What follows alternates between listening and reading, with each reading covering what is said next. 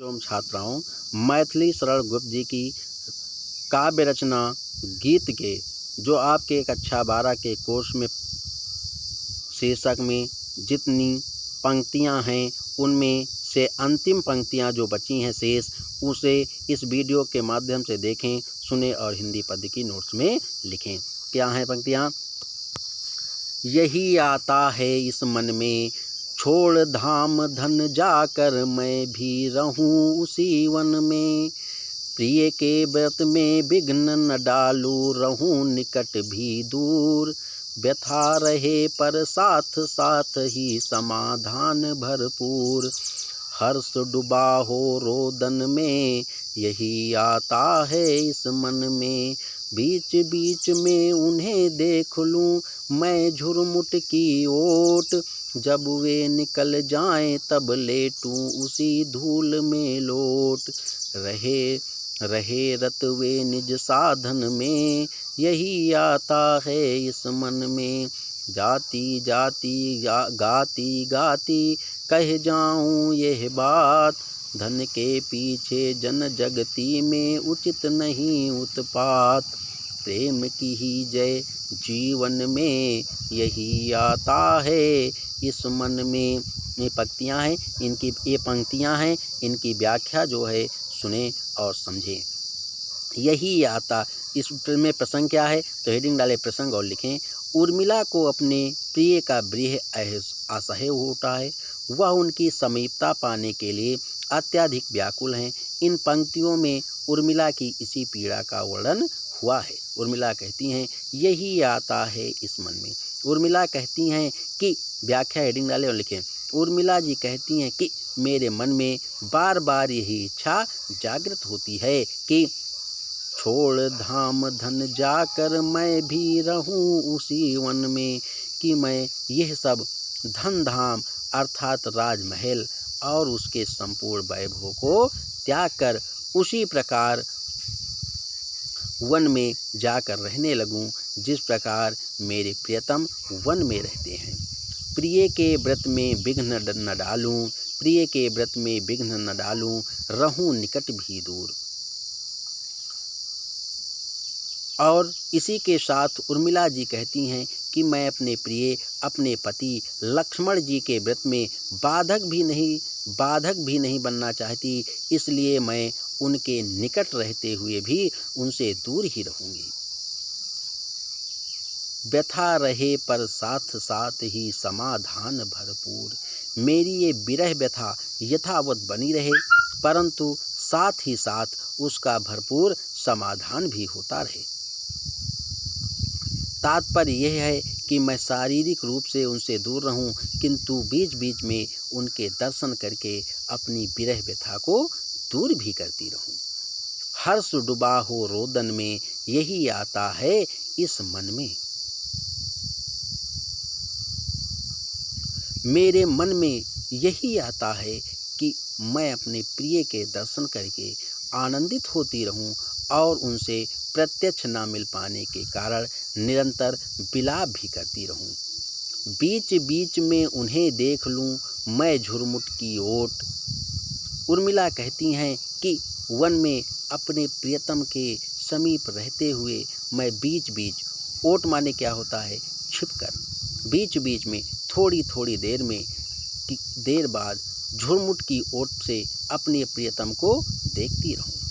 जब वे निकल जाएं तब लेटूं उसी धूल में लोट।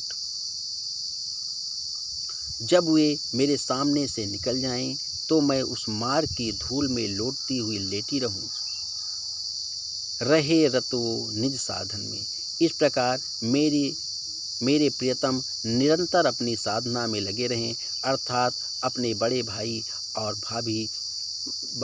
राम और भाभी माँ सीता जी की जो है साधना में लगे रहें और मेरी उपस्थिति उनकी साधना में बाधा न पहुँचाए।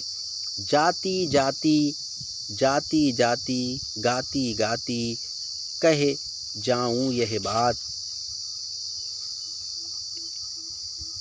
पीड़ा जो है उर्मिला जी कहती है, मैं जाती जाती पीड़ा और व्यथा की स्थिति में भी उर्मिला अपना संदेश देती हुई कहती हैं कि मेरे मन में तो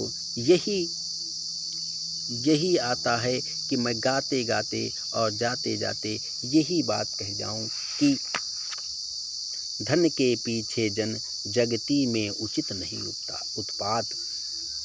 हे मनुष्यों, इस संसार में धन और वैभव के लिए उत्पात और संघर्ष करना उचित नहीं।